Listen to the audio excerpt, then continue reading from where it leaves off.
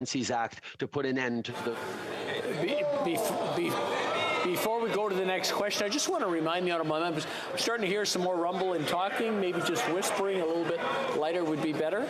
The honourable member for Carleton.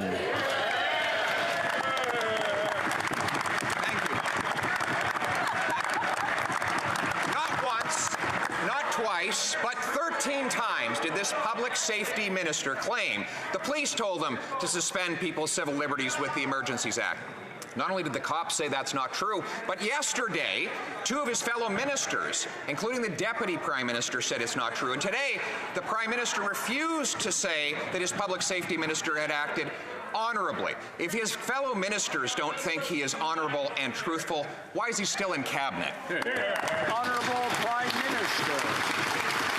Mr. Speaker, while the member opposite concerns himself supposedly with the freedom of Canadians to protest illegally, we're going to continue to stand with Canadians who had their lives disrupted by the illegal blockades and protesters who took such lengths to try and shut down our economy over the month of February. We have continued to work with police officers, with services, with local authorities to give them the tools we needed, and ultimately chose to invoke the Emergencies Act to keep Canadians safe and to put an end to these barricades. Honourable member for Carleton. Disrupting people's lives? This from the guy who took away the livelihoods of hundreds of thousands of people because of an unscientific mandate that robbed them of their individual freedom. I'm going to interrupt the honourable member. We were doing so well. I just don't want to ruin it. Please calm down. And the honourable member for Carleton from the top, please.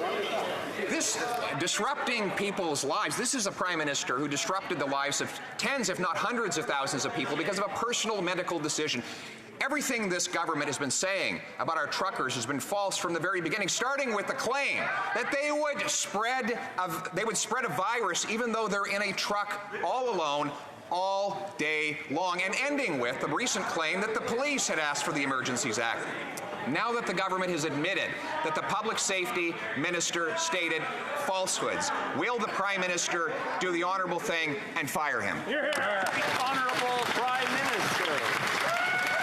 Speaker, every step of the way throughout this global pandemic, we had Canadians' backs, and that meant ensuring that we followed science, that we did everything necessary to keep people safe, and that we did everything necessary to make sure our economy would spring back as quickly as possible. Now, the member opposite knows full well that he stood against our scientific measures to keep Canadians safe. He stood against the measures we put forward to support small businesses, to support families, to get through this pandemic, and indeed stood against the measures that have led us to recovering 115% of the jobs lost during the pandemic when the U.S. has only recovered 95%. We had